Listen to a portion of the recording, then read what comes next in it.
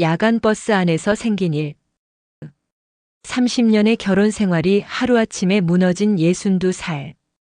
여자와 모든 것을 잃고 도망치는 54살 남자가 깊은 밤 야간 버스에서 만났습니다. 하지만 이들에게는 서로 모르는 끔찍한 비밀이 있었습니다. 2024년 11월 15일 서울 강남의 한 아파트에서 박미숙 씨가 남편의 옷을 정리하고 있었어요. 62살인 미숙 씨는 30년간 한결같이 남편 강태수 씨를 내조해온 평범한 주부였습니다. 그런데 이날 태수 씨가 20살 연하의 여자와 함께 집에 들어왔어요. 그 여자는 다름 아닌 미숙 씨가 15년간 단골로 다니던 미용실 원장 김소라 씨였습니다. 태수 씨는 차가운 목소리로 말했어요. 다음 달에 소라 씨와 결혼하겠다고 이제 정리하라고 했습니다. 더욱 충격적인 건 소라 씨의 말이었어요. 미숙 씨의 머리를 깎아주면서도 남편이 불쌍해 보였다며 이렇게 구식인 아내를 두고 살기 힘들어했다고 비웃었거든요. 30년을 함께 살아온 남편이 자신을 어떻게 생각하고 있었는지 알게 된 순간이었습니다. 미숙 씨는 떨리는 손으로 결혼 반지를 벗어 던졌어요. 30년의 세월이 고작 이런 대접을 받을 값어치밖에 안 되는 건가 싶어서 너무 허무했습니다. 대학을 졸업하고 바로 결혼해서 남편 뒷바라지하고 자식 둘 키우느라 자신만의 시간은 한 번도 가져본 적이 없었는데 말이에요. 그날 밤 11시 미숙 씨는 강남 터미널에서 떨리는 손으로 부산행 야간 버스 표를 끊었습니다. 어머니의 고향인 부산으로 30년 만에 돌아가는 길이었어요. 매표소 직원이 얼굴이 너무 창백해 보인다며 걱정했지만 미숙 씨는 괜찮다고 대답했습니다. 그냥 집에 간다고, 이제야 진짜 집으로 간다고 중얼거렸어요. 버스 맨 뒷자리에 앉은 미숙 씨 옆에는 54살 남성이 자리를 잡았습니다. 최영철 씨라는 이 남자는 명품 시계를 차고 있었지만 표정이 몹시 어두웠어요. 버스가 출발하자마자 그의 휴대폰이 울렸습니다. 영철 씨는 조용한 목소리로 전화를 받았어요. 여보라고 부르는 상대에게 시간을 달라고 일주일만 기다려달라고 했습니다. 그리고 현주라는 이름의 딸에게도 미안하다고 전해달라며 아빠가 못나서 이렇게 됐다고 말해달라고 부탁했어요. 미숙 씨는 엿듣지 않으려 했지만 자꾸 신경이 쓰였습니다. 특히 현주라는 이름이 왠지 익숙하게 느껴졌어요. 영철 씨가 전화를 끊고 한숨을 쉬자 미숙 씨는 조심스럽게 말을 걸었습니다. 시끄럽게 해서 죄송하다는 영철 씨에게 자신도 잠이 안 온다고 답했죠. 여행이냐는 영철 씨의 질문에 미숙 씨는 솔직하게 대답했어요. 여행이라기보다는 도망이라고 말이에요. 두 사람은 서로를 바라봤습니다. 그 같은 상처를 가진 사람들만이 느낄 수 있는 묘한 공감대가 형성되기 시작했어요. 새벽 1시쯤 갑작스런 폭설로 버스가 영동 고속도로 휴게소에 3시간 정차하게 됐습니다. 답답한 차 내에서 벗어나려는 승객들과 함께 미숙 씨와 영철 씨도 휴게소로 향했어요. 영철 씨가 커피 한잔 하자고 제안했습니다. 자신이 사겠다고 혼자 마시기엔 너무 쓸쓸하다고 했어요. 미숙 씨의 마음이 움직였습니다. 라면과 커피를 사이에 두고 앉은 두 사람은 처음엔 어색했지만 점점 마음을 열기 시작했어요. 영철 씨는 자신이 건설업을 했었다고 말했습니다. 했었다는 게 맞다고 이제는 다 끝났으니까요. 부도가 나서 20년간 일궈온 모든 게 하루아침에 사라졌다고 했어요. 집도 차도 심지어 가족까지 잃었다고 털어놨습니다. 아내는 남편 때문에 창피해서 못 살겠다며 떠났고 25살 딸 현주는 아빠 때문에 친구들 앞에서 고개를 들 수 없다고 했다는 거예요. 미숙 씨도 자신의 이야기를 했습니다. 남편에게 버림받았다고 30년을 함께 살았는데 20살 연하 여자에게 밀려났다고 말이에요. 더 가관인 건 그 여자가 자신이 다니던 미용실 원장이라는 거였어요. 15년간 머리를 깎아주면서 남편을 꼬신 거라고 했습니다. 두 사람은 서로의 아픔에 깊이 공감했어요. 참 비슷한 처지라며 이 나이에 혼자가 된다는 게 얼마나 막막한지 이야기했습니다. 영철 씨가 조심스럽게 미숙 씨의 손에 손을 올렸고 미숙 씨는 거부하지 않았어요. 새벽 3시 다시 버스로 돌아온 두 사람은 다른 승객들이 모두 잠든 사이에도 깨어 있었습니다. 창밖으로 보이는 눈 내리는 풍경이 두 사람의 마음을 더욱 가깝게 만들었어요. 영철 씨가 부산에 도착하면 어디서 지낼 거냐고 물었고 미숙 씨는 어머니 집이 있다고 대답했습니다. 빈집이지만요. 영철 씨도 새 출발을 해보려 한다며 혹시 괜찮다면 하루만 더 함께 있어도 되겠냐고 조심스럽게 물었어요. 미숙 씨의 심장이 뛰었습니다. 30년 만에 느끼는 설렘이었어요. 새벽 5시 부산역 근처에 도착한 두 사람은 아직 이르다며 해 뜰 때까지 어디서 쉬자고 했습니다. 영철 씨는 각자 방을 잡자고 그런 뜻이 아니라고 조심스럽게 말했어요. 오전 7시 해운대 근처 모텔에서 각자 방을 잡고 씻은 후 로비에서 만난 두 사람. 미숙 씨가 화장을 하고 나오자 영철 씨가 놀랐어요. 완전히 다른 사람 같다며 정말 아름답다고 했습니다. 미숙 씨는 이런 말을 들어본 게 언제적인지 모르겠다고 했어요. 남편은 10년째 자신의 얼굴도 제대로 안 봤거든요. 근처 카페에서 아침을 먹는 두 사람은 마치 연인 같은 모습이었습니다. 햇살이 비치는 창가 자리에 앉아 대화를 나누는데 미숙 씨가 자신이 지금 뭘 하고 있는 건지 모르겠다고 했어요. 이러면 안 되는 건데 법적으론 아직 유부녀라고 말이에요. 하지만 영철 씨는 왜 안 되냐고 둘이 뭘 잘못했냐고 반문했습니다. 법적으로는 그렇지만 마음은 이미 달라졌다고 했어요. 오전 11시 미숙 씨가 영철 씨의 방문을 두드렸습니다. 들어가도 되냐고 물었고 영철 씨는 당연하다고 대답했어요. 방 안에서 대화를 나누던 중 영철 씨가 셔츠를 갈아입었는데 그때 미숙 씨가 그의 가슴에 있는 문신을 봤습니다. 현주라는 한글 글씨였어요. 따님 이름이냐고 묻는 미숙 씨에게 영철 씨는 현주가 18살 때 새겨 넣었다고 했습니다. 세상에서 가장 사랑하는 사람이니까요. 미숙 씨는 왠지 모를 불안감을 느꼈지만 그 감정을 떨쳐내려 했어요. 영철 씨가 정말 외롭다고 하자 미숙 씨도 자신도 그렇다고 답했습니다. 30년 만에 느끼는 다른 남자의 온기에 미숙 씨는 죄책감과 욕망 사이에서 갈등했어요.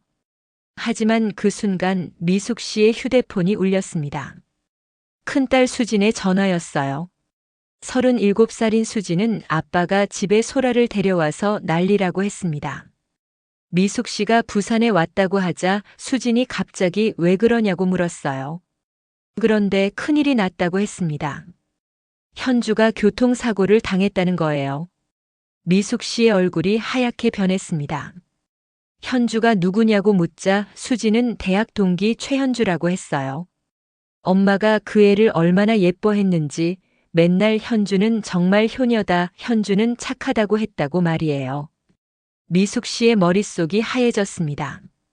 최현주. 영철 씨의 성이 최 씨고 딸 이름이 현주라니 설마 같은 사람일까요? 수지는 현주의 아버지가 사업 실패하고 행방불명됐는데 현주가 아버지를 찾으러 다니다가 사고가 났다고 했어요. 지금 중환자실에 있다고 했습니다. 미숙 씨가 전화를 끊고 영철 씨를 보니 영철 씨도 자신의 휴대폰을 보며 얼굴이 새하얗더군요. 현주가 사고를 당해 중환자실에 있다고 하니까요. 미숙 씨가 떨리는 목소리로 물었어요. 딸 이름이 최현주냐고 말이에요. 영철 씨가 그렇다고 하자 미숙 씨는 자신의 딸 친구라고 대학교 동기라고 자신이 잘 아는 아이라고 했습니다. 두 사람이 서로를 바라봤어요. 운명의 아이러니가 아닐 수 없었습니다. 영철 씨가 그럼 미숙 씨가 현주가 맨날 얘기하던 수진이 어머니냐고 물었어요.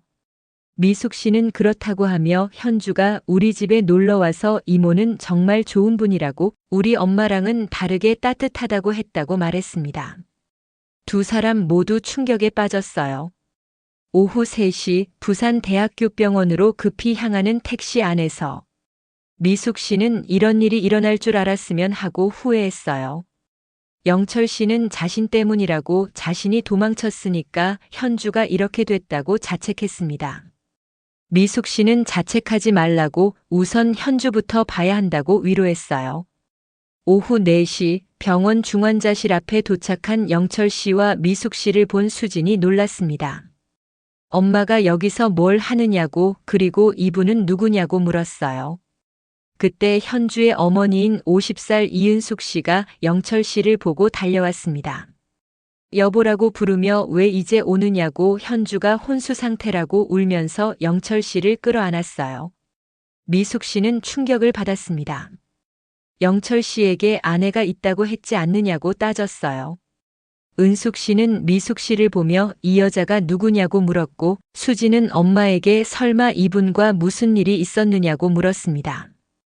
의사가 나와서 환자가 극심한 스트레스 상황에서 운전을 했던 것 같다고 했어요. 아버지를 찾으러 서울 곳곳을 다니다가 과로와 스트레스로 인한 졸음운전으로 추정된다고 했습니다.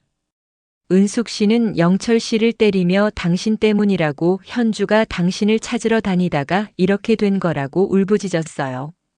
영철 씨는 아무 말도 하지 못했습니다. 자신의 도피가 딸을 이 지경으로 만든 것이거든요. 수지는 엄마에게 대체 무슨 일이냐고 왜 현주 아버지와 같이 있느냐고 물었고 미숙 씨는 자신이 정말 잘못했다고 고백했어요. 중환자실 안에는 25살 현주가 의식을 잃은 채 누워 있었습니다. 인공호흡기에 의존한 채 생사의 기로에 서 있었어요. 은숙 씨는 미숙 씨에게 당신이 우리 가정을 망쳤다고 소리쳤고 미숙 씨는 자신은 모르고 한 일이라고 변명했습니다. 하지만 은숙 씨는 모르고 유부남을 꼬신 거냐고 따졌어요. 3일 후 새벽 6시에 현주가 기적적으로 의식을 되찾았습니다. 가족들이 모두 지켜보는 가운데 현주가 눈을 떴어요. 힘없이 아빠라고 부르는 현주에게 영철 씨는 눈물을 흘리며 대답했습니다. 현주는 아빠가 왜 떠났느냐고 엄마와 자신을 버리고 왜 갔느냐고 물었어요. 영철 씨는 미안하다고 아빠가 못나서 그렇게 됐다고 사과했습니다. 미숙 씨는 뒤에서 이 광경을 보며 자신의 잘못을 깨달았어요. 현주가 수진 언니 어머니냐고 묻자 미숙 씨는 눈물을 닦으며 현주에게 이모가 미안하다고 했습니다. 의사는 다행히 의식은 되찾았지만 아직 완전히 회복되려면 시간이 필요하다고 무엇보다 가족의 사랑과 관심이 중요하다고 말했어요. 병실 밖 복도에서 미숙 씨가 영철 씨에게 말했습니다. 이제 그만하자고 당신은 가족에게 돌아가라고 했어요. 현주가 아버지를 얼마나 찾았는지 받지 않느냐고 자신 때문에 더 이상 그 아이를 아프게 할 수는 없다고 했습니다. 영철 씨가 하지만 우리는 어떻게 하느냐고 물었지만 미숙 씨는 둘은 처음부터 잘못된 만남이었다고 단호하게 말했어요. 자신도 서울로 돌아가서 문제를 정리하겠다고 했습니다. 수진이 다가와서 아빠한테 전화가 왔다고 했어요. 엄마를 찾고 있다고 소라와 헤어졌다고 엄마가 없으니까. 후회가 된다며 다시 만나서 얘기해보자고 했다는 거예요. 미숙 씨는 복잡한 표정을 지었습니다. 일주일 후 서울로 돌아온 미숙 씨를 태수 씨가 기다리고 있었어요. 자신이 잘못했다고 돌아와 달라고 했습니다. 30년 살면서 한 번도 사과 안 하던 남편이 말이에요. 소라는 자신의 돈만 노린 거였다고 미숙 씨가 없으니까 집이 집 같지 않다고 했습니다. 하지만 미숙 씨의 마음은 이미 변해 있었어요.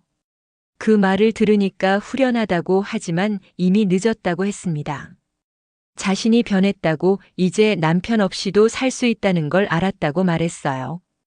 그리고 이혼 서류를 꺼내며 깔끔하게 정리하자고 서로를 위해서라고 했습니다. 6개월 후인 2025년 5월 부산 해운대 근처에 미숙인의 커피라는 간판이 걸린 작은 카페가 있었어요. 미숙 씨가 혼자 운영하고 있는 카페였습니다. 손님들로 북적이는 카페에서 미숙 씨는 생기 넘치는 표정으로 커피를 내리고 있었어요. 손님이 커피가 정말 맛있다며 비법이 뭐냐고 물었는데 미숙 씨는 정성이라고 무엇보다 자신이 행복하니까 커피도 맛있는 것 같다고 대답했습니다. 그때 영철 씨가 가족과 함께 들어왔어요. 은숙 씨와 현주 그리고 영철 씨. 현주는 많이 회복된 모습이었습니다. 현주가 이모라고 반갑게 인사했고 미숙 씨는 현주가 많이 좋아졌다며 기뻐했어요. 은숙 씨는 어색하게 그때는 미안했다고 사과했고 미숙 씨는 괜찮다고 당연한 반응이었다고 답했습니다. 영철 씨는 자신들이 다시 새 출발했다고 했어요. 작은 건설업체에서 다시 시작하고 있다고 말이에요. 현주는 아빠가 완전히 달라졌다고 이제 가족 시간을 정말 소중하게 생각한다고 했습니다. 수진도 남편과 초등학생 아들과 함께 와서 엄마가 정말 행복해 보인다고 했어요. 미숙 씨는 그렇다고 62살에 처음으로 자신을 위해 살고 있으니까 행복하다고 대답했습니다. 영철 씨 가족이 떠난 후 미숙 씨는 혼자 바다를 바라봤어요. 야간 버스에서 만난 그 사람과는 잘못된 만남이었지만 덕분에 진짜 자신을 찾았다고 생각했습니다.